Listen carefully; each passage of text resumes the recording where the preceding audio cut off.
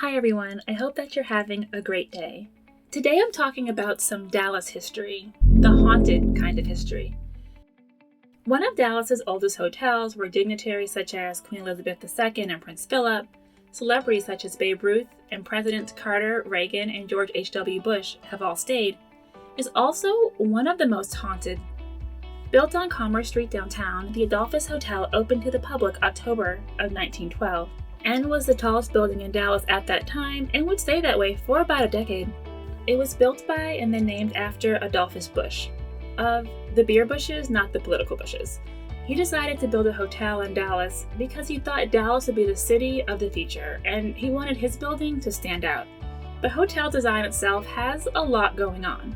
It was modeled for a German castle, but also has a Parisian Beaux Arts style exterior with gargoyles flanked by the heads of Greek gods. Yeah, it's a lot, and it's very ornate. It is in sharp contrast with many of the buildings that surround it today. So, how is Dallas's grandest hotel also the most haunted? In this video, we'll discuss the strange occurrences at the hotel, as well as the gruesome deaths that have taken place there. Remember to like our video, subscribe to our channel, and turn on notifications. This is brought to you by Maids Dallas, your Dallas cleaning service. Use code SAVE30 for $30 off your first home cleaning at valleyMaids.com. Over the years, many stories have emerged from the Adolphus, with many guests and employees alike having similar unexplained experiences.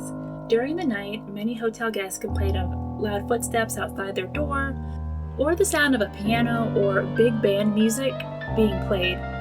Security has checked into these complaints, and there was never anyone in the hallway or music actually being played.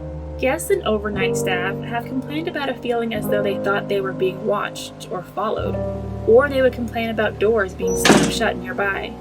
However, there was never anyone there. Shortly after the death of a woman who was a regular at the hotel's bistro, the staff began to see her apparition walking in and sitting down at her usual table. I guess she really liked dining there. Housekeepers have experienced a tapping on their shoulders while working in the restroom areas, and staff also witness windows flying open as they approach them. Most famously, there is believed to be a ghost of a jilted bride wandering around the 19th floor of the hotel. She was supposed to be married one day in the 1930s, but her fiancé stood her up, leaving the bride to be embarrassed and brokenhearted, which is pretty understandable.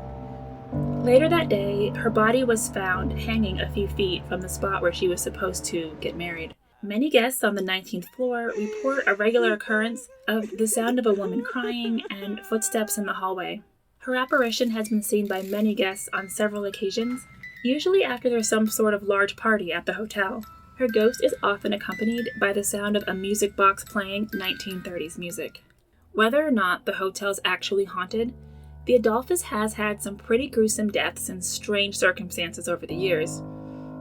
I'll give you the facts and you can decide for yourself.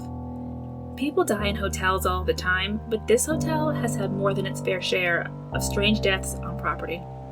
From the beginning, the Adolphus had strange things happening with the elevators. 2 weeks after the hotel's grand opening in October 1912, a waiter fell 3 floors down the elevator shaft from the main lobby.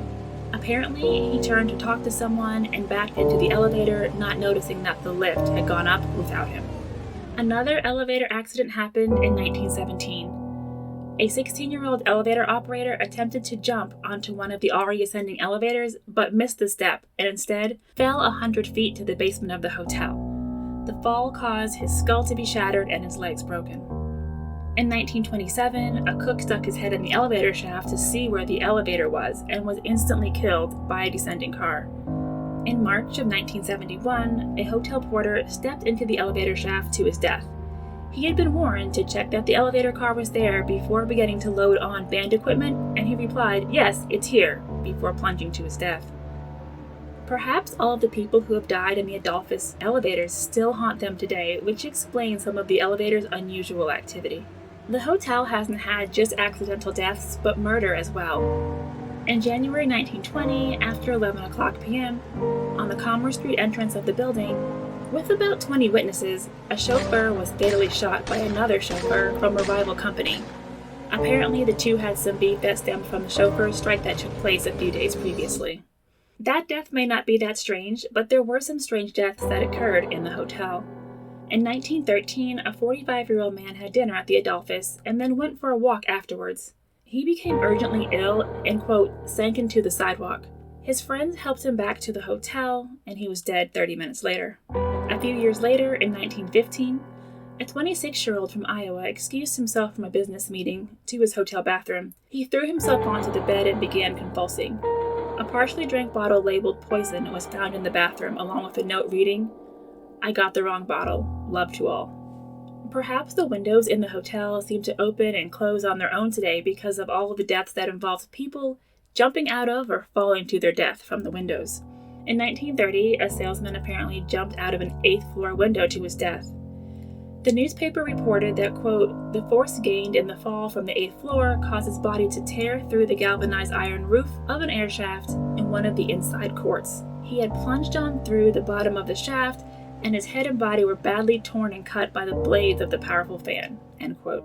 A few years later, in 1933, the 2-year-old son of a musician in the Harry B.C. Orchestra climbed onto the windowsill to watch the band play on the street below. The window screen gave out, and the child fell 12 stories to his death. The child's parents sued the hotel for about $1,500 or about $30,000 in 2021 dollars, but the judge ruled that the hotel was not liable as the screens were meant to keep out bugs and to not keep people from falling out of the windows. In 1940, a man plunged to his death from the 11th floor while a crowd watched from the street. The newspaper reported that the man, quote, leaned out of the window surrounded by smoke, pleading, "Please, somebody save me," end quote. The man died from the impact of hitting the hotel's marquee on the way down.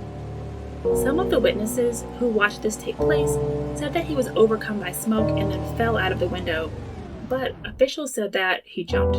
When firemen came to the scene, they were held up by the night clerk and then directed to the wrong floor.